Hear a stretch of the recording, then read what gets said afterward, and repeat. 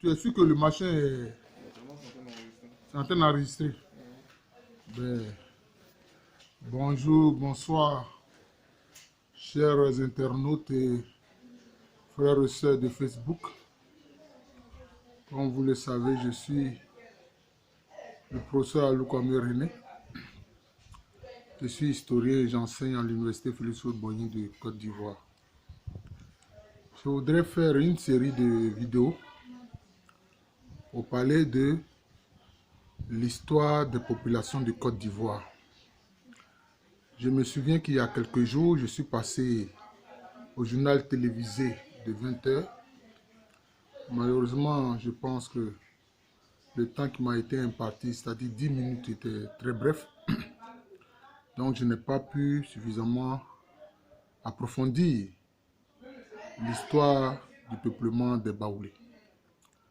Et donc, comme j'ai dit, je vais faire une série de vidéos.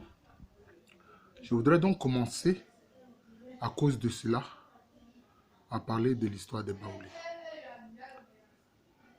Vous devez savoir que le groupe qui a été la cheville ouvrière de la naissance du peuple baoulé en tant qu'ethnie, ce sont ceux qu'on a appelés les Baoulés Assabou. Ceux-là, ils sont d'origine Ashanti. C'est eux qui ont été la cheville ouvrière. Il y avait plusieurs sous-groupes à l'intérieur de ces Assabous-là. Et chaque sous-groupe avait un chef. Mais c'était comme une structure pyramidale et c'était la reine Abla Poko qui coiffait l'ensemble, qui était au-dessus donc, si je puis m'exprimer ainsi, de la pyramide. Mais il faut savoir que le territoire que les Baoulés ont peuplé est un territoire dont on a la preuve que c'est un territoire qui a été peuplé depuis l'époque préhistorique. Or, vous savez que la préhistoire, ça part de 3 millions avant Jésus-Christ, 3 millions d'années avant Jésus-Christ, jusqu'à 12 000 ans avant Jésus-Christ. Et donc, il y a eu des sondages, malheureusement, ce ne sont pas des fouilles approfondies, ce sont des sondages. Et on en a trouvé comme ça des sondages dans la région de Bouaké elle-même. Et le long de certains lieux, de certains sites, le long du Bandama. Donc, c'est dire que cette zone a été anciennement peuplée depuis l'époque préhistorique. Mais qui sont les populations qui étaient là durant la préhistoire? Ça, nous ne le savons pas. Mais il faut savoir une chose. Quand les Assabous arrivent, ils arrivent en ayant quitté le pays Agni et Broussa en 1721. Et moi, mes sources, je les tiens des documents hollandais qui parlent justement de cette guerre qu'il y a eu entre les Ashanti et les Agni de Broussa. Les Broussa se trouvent dans le Ghana actuel. D'ailleurs, interrogez-vous, comment se fait-il que les Baoulés Assabou, les futurs Baoulés Assabou, qui sont des Ashanti, qui parlent donc le Twi Ashanti, au final, parlent une langue qui est une variante de la langue Agni. Parce qu'il y a intercompréhension entre l'Agni et le Baoulé. C'est justement quand ils ont séjourné en Ebroussa que pour la plupart, ils ont abandonné le Twi Ashanti pour parler le Baoulé.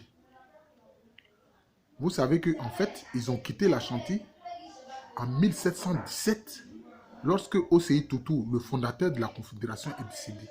Donc c'était la lutte pour sa succession qui a fait que ceux qui ont suivi, je peux dire, la reine Abla Poko, qui n'ont pas accepté le choix de Poko Waré comme nouveau roi des Ashanti, comme nouveau Asantehene, comme on le dirait, ce sont ceux-là qui l'ont suivi et qui sont venus se réfugier dans les broussards. Mais je disais que ce territoire qui va être celui des futurs Baoulés a été peuplé d'autres populations. Quand les Baoulés, les futurs Baoulés vont arriver, ils vont trouver des Tagbanas sur le territoire qui vont expulser. Et aussi des gourous qui vont expulser. Et des Guimini. Mais certains seront faits prisonniers et puis intégrés aux familles Baoulées. Ça, c'est un premier élément que vous devez savoir.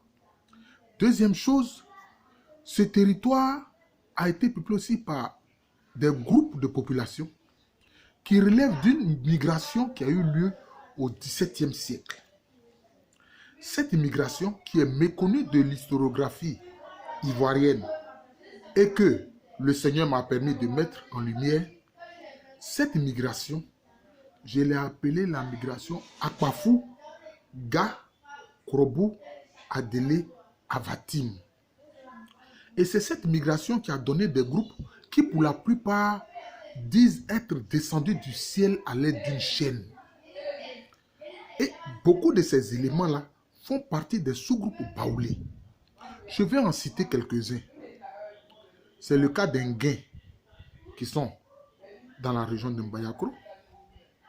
C'est le cas des Gbomi qui sont dans la région de Tibissou, notamment Gbomizambo, Gbomi Konde Yaoukro, Bofia. Et puis il y a un autre Bofia dans la zone de Tumodi. Ceux-là, ce sont des Gbomi. Eux aussi disent que par les traditions, les ancêtres sont descendus du ciel à l'aide d'une chaîne. Vous avez les Batra, qui sont les autochtones, les premiers habitants de la zone de Tiasalé, qu'on appelle aussi les Assins. Vous avez les Wamla, vous avez les Apatifoué. Tous ces groupes en réalité, et puis vous avez aussi les Akroufoué. D'ailleurs, dans le nom Akroufoué, un groupe qu'on trouve en Denou et en Debo, dans la zone de Lolobo. D'ailleurs, vous voyez bien, si vous avez l'oreille, vous voyez bien que Akroufoué, ça veut dire que ceux qui sont des Krobou. Donc, de même origine et de même extraction que les Krobou d'Ores Krobou. En réalité, mes prospections m'ont permis de comprendre que c'est des groupes qui sont arrivés dans l'actuelle Côte d'Ivoire au XVIIe siècle. Parce qu'ils étaient dans une zone qui a subi les attaques d'un puissant royaume akan qu'on appelle le royaume Akwamou, qui s'est développé d'abord très au nord de la région d'Accra. Et ce sont ces Akwamous-là qui vont conquérir la région Kourou, qui vont conquérir la région d'Accra, qui vont conquérir la région de l'Abadi, qui vont conquérir toute la basse Volta, toute la basse Volta, toute la vallée basse de la Volta. Voilà. La zone où par la suite on va créer le barrage d'Akosombo. Et ces zones étaient peuplées par toutes sortes de populations. Les Gans, les Adangbe de l'Abadi, les Évé de la zone de Crépi, et puis les populations d'origine Gouan, qui sont des populations proches des Akans, telles que les Akpafou.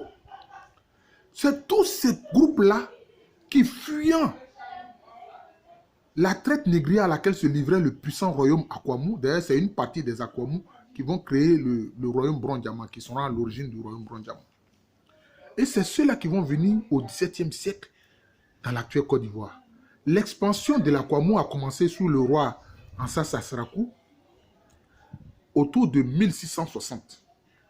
Donc c'est ainsi que ces groupes sont venus en Côte d'Ivoire. Mais ce que vous devez savoir, c'est que ces groupes qui sont arrivés à Côte d'Ivoire au XVIIe siècle, fuyant la politique esclavagiste du royaume Akwamou, vont être le soubassement de plusieurs groupes ethniques en Côte d'Ivoire.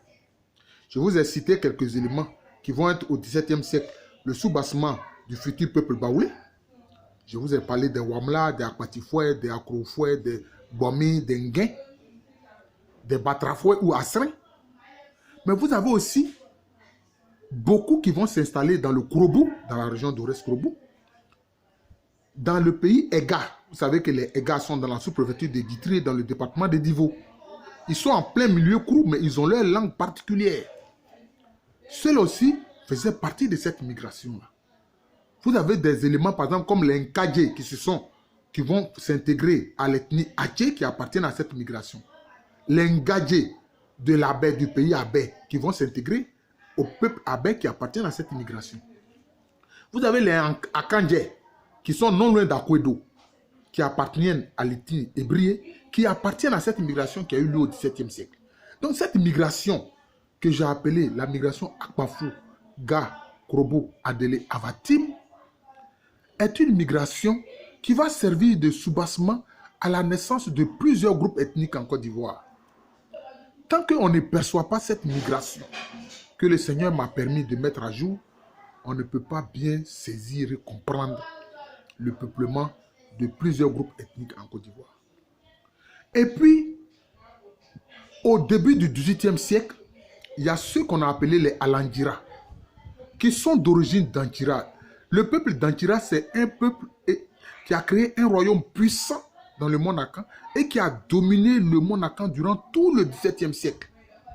C'est d'ailleurs pour se débarrasser de la domination du roi des Dantira que la confédération Ashanti est née.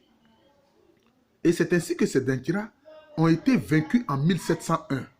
Donc, au tout début du XVIIIe siècle, c'est ainsi que des éléments d'origine d'Antira sont venus dans l'actuelle Côte d'Ivoire et certains se sont installés dans ce qui va être le pays baoulé. Et c'est ainsi que ces Alandjira-là vont donner différents sous-groupes au sein des baoulés.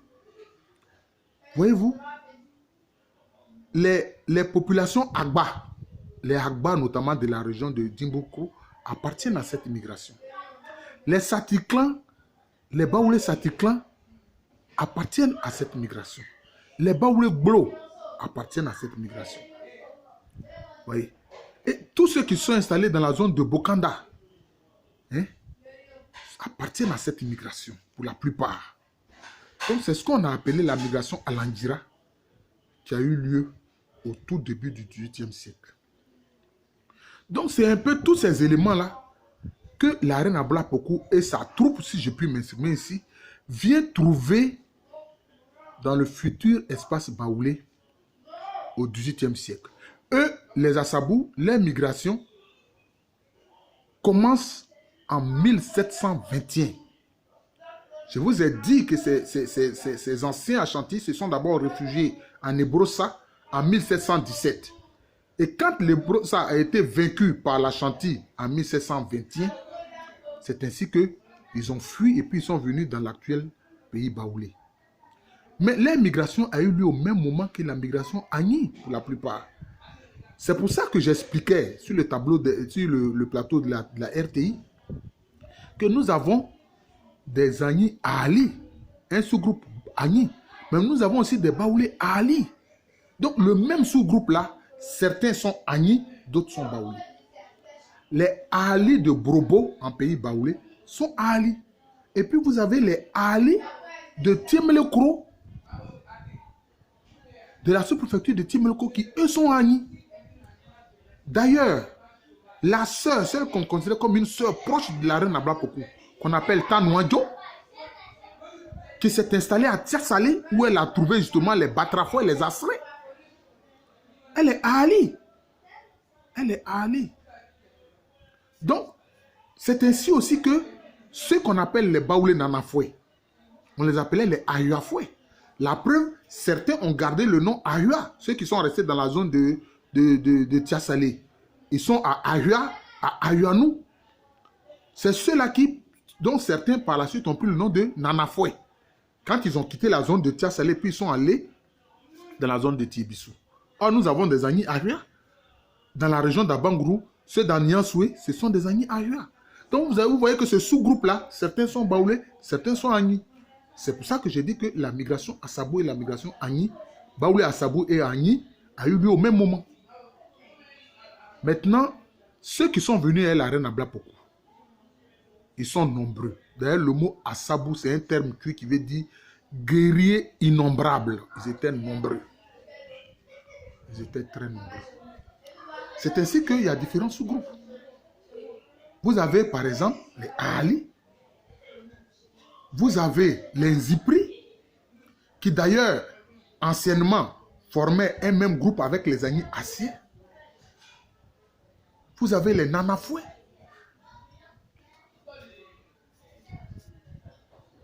Vous avez les Walebo. Vous avez les Fafoué. Et au sein des Fafoué, vous avez des sous-groupes comme les Fari, les Guamenessou, etc. qui font partie de cette migration Assabou. Et puis vous avez les Ayaou qui ont dû quitter la zone de Walebo pour traverser le Bandama, pour s'installer du côté de la région de Boaflé actuelle. Donc tout cela faisait partie de la migration Assabou qui avait principalement comme chef principal la reine Abla Pokou. La reine Abla Pokou, comme je vous l'ai dit, elle était une vieille personne. Elle était une femme âgée. Parce que l'un des principaux fondateurs du royaume Doma, qui est un royaume proche du royaume Brondiama, qu'on appelait anciennement Yeboah Okukudabi, faisait partie de la délégation que le successeur d'Osei Tutu, le roi Opoku-Waré des Ashanti, avait envoyé pour demander aux Baoulé Assabou de revenir en Ashanti.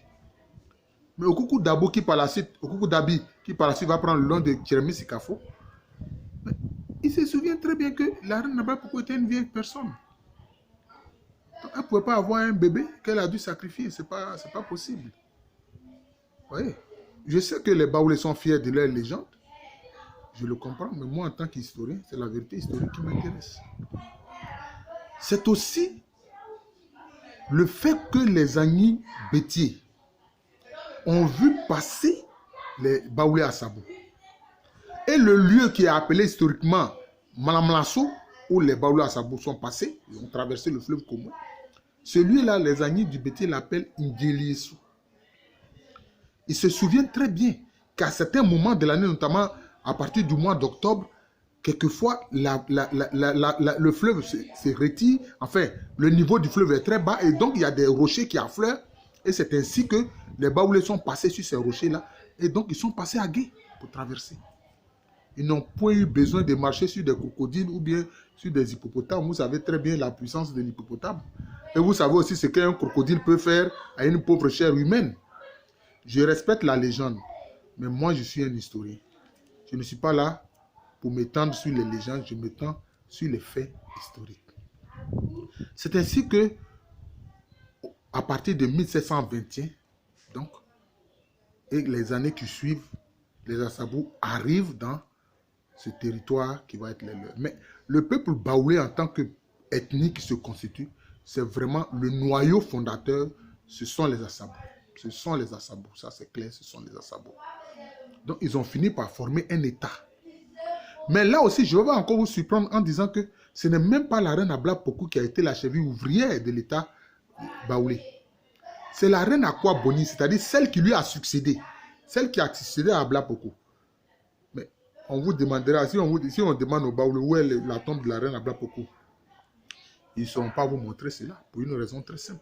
C'est parce qu'elle a été enterrée dans le ruisseau Ndraba, dans la région de Bouaké, non loin du village d'Akawa. D'ailleurs, ceux d'Akawa, ce sont ceux qui étaient chargés de veiller sur la sépulture de la reine Abla-Pokou. Cette zone de Niamonou est près de l'actuel village de Medjei. C'est dans ce ruisseau Ndraba, c'est à l'intérieur du ruisseau que la reine Abla-Pokou a été inhumée. Vous allez me dire, mais professeur, comment c'est fait qu'on peut inhumer quelqu'un dans un ruisseau? C'était très simple. C'était une technique d'inhumation des rois et des reines chez les Akans. Puisque ces rois et ces reines sont enterrés avec beaucoup d'or, beaucoup de richesses. Donc on mettait un barrage, on détournait momentanément le cours du ruisseau. Et puis souvent le roi et la reine ou la reine sont inhumés la nuit, souvent un samedi nuit. C'était comme ça. Et quand l'inhumation est faite, on retire le barrage et puis maintenant le cours d'eau reprend son cours normal, l'eau reprend, la rivière reprend ou bien le ruisseau reprend son cours normal. C'est comme ça qu'elle a été enterrée. Celle qui allait à Oualebo, c'est Akwa Boni. C'est Akwa Boni, c'est elle qui a été la cheville ouvrière de l'État baoulé. C'est elle qui dirigeait l'ensemble des Baoulés. Tous les autres chefs lui obéissaient à son autorité. D'ailleurs, c'est elle qui a permis aux Baoulés de vaincre les Agni du Moronou, les Agni Morofo. C'est elle, c'est Akwa Boni. Et quand un groupe de futurs Baoulés qui étaient en fait des Ashanti, qui ont continué suite à la guerre de 1721 de pourchasser les Baoulés à Sabou et qui semaient donc le trouble dans la région de Tiassélé, ce n'était autre que les Baoulés Soamlin, qui étaient des Ashanti qui poursuivaient les autres Baoulés en tant que guerriers Ashanti au service du roi Opoku-Waré. Ce sont ceux-là. D'ailleurs, ils avaient deux chefs guerriers. Il y avait Nana Kroa Bilé et puis Nana Kwasi Kotoko. C'est quand la reine Akwa Boni a dépêché un chef guerrier qu'on appelle Adjeboni. D'ailleurs, c'est lui qui a envoyé c'est lui qui est venu à ces guerriers et qui a vaincu les Baoulés Soamlin. Et c'est ainsi que les Baoulés Soamnais ayant été vaincus, on leur a imposé un impôt de guerre qui se résume dans le système d'évaluation de la poudre d'or qui était la monnaie des Akans, 100 tas. Parce que 100, c'était une unité importante. Donc, ils ont dû payer 100. C'est-à-dire qu'ils se sont installés à Tayabo, c'est-à-dire sous 100 tas, cette quantité de poudre d'or. C'est ainsi qu'ils se sont soumis. Et c'est ainsi qu'Adjeboni, sur ordre de la reine Akwaboni, est resté à Tiasalé. D'ailleurs, son clan est appelé le clan Wangi Agwa. Donc, c'est lui qui était chargé donc, de veiller avec ses guerriers à la sécurité de la zone de Tiasalé. Maintenant, vous avez des Baoulés qui sont venus après la reine Ablapoku, après la migration à Sabou. Ce sont les Baoulés Haïtou. Les Baoulés Haïtou, ce sont des Bonos. Ils sont des Brons, ceux qu'on appelle les Brons, mais les Bonos, qui sont au nord du territoire Ashanti. Ceux-là, ils ont été vaincus par les Ashanti en 1723. Donc, c'est eux qui ont dû fuir pour se retrouver par la suite dans le futur pays Baoulé. Et ils sont passés où? Ils sont passés par Kong.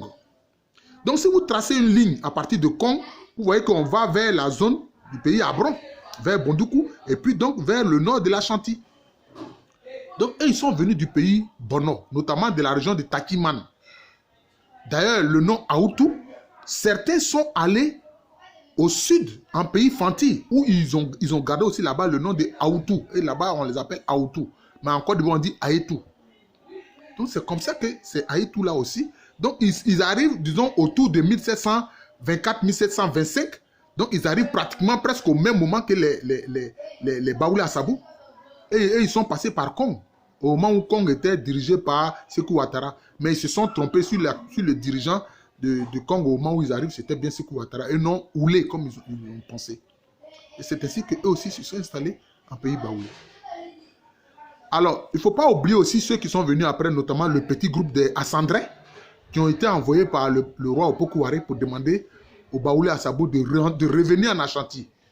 Et comme leur mission a échoué, ils n'ont pas osé revenir en Ashanti. Parce que si le roi chez les Akans t'envoie une mission que tu échoues, ah, mon ami, tu as intérêt à rester là où tu es. Parce que si tu as échoué, tu ne sais pas comment sera le comportement du roi à la suite de ton échec quand il t'envoie en mission.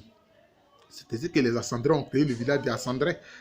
Parce que quand eux ils sont arrivés, ils continuaient de parler Tui. C'est pour ça que les autres Baoulés ont dit, ah voilà, ceux-là, ils continuent de parler Nzandré, c'est-à-dire la langue des Ashanti. Les tout derniers à être venus, ce sont les Ngban. D'ailleurs, les Ngban, les Baoulés Ngban, les Ngban ne se sont pas installés seulement dans le Baoulé. Ils se sont installés dans le Baoulé, mais ils se sont aussi installés massivement en pays Ano, dans la région de Prikro. D'ailleurs, leur chef principal s'appelait Nana Aoura Kafou. Aoura Kafou, lui, il est mort au moment où il traversait le Komwe. Ses troupes ont traversé, lui-même au moment où il traversait, malheureusement, il s'est noyé. Donc, les Ngban viennent d'où? Et ils viennent du nord du pays Bono, au nord du pays Bron. C'est une zone qui est appelée aujourd'hui Gonja. Mais ce sont les marchands à Oussa qui ont appelé cela Gonja par rapport à la couleur rouge, Goronja. Mais sinon, les populations qui sont dans le Gonja, les autochtones du Gonja, jusqu'à aujourd'hui, on les appelle Ngbanya. Vous voyez, Ngbanya, Ngban. Donc, ils ont conservé ce nom-là. Ce sont des populations Gouan qui ont des langues et une coutume proches des Akans. Donc, on les considère souvent comme des proto-Akans. Donc, voilà un peu résumé, chers frères de Facebook et d'Internet, un peu l'histoire de la formation du peuple baoulé. Donc, c'est tous ces éléments-là que je vous ai indiqués, c'est ceux-là qui vont finir par donner le peuple baoulé. Donc, vous voyez que le peuple baoulé est issu de populations aux origines diverses, dont certaines même à l'origine n'étaient même pas Akans, tels que les Kourobou, Dorès Kourobou, pardon, de Ndenou et de Ndebou, qui sont de même origine que les Kourobou, Dorès Kourobou. Parce que les Kourobou existent encore au Ghana.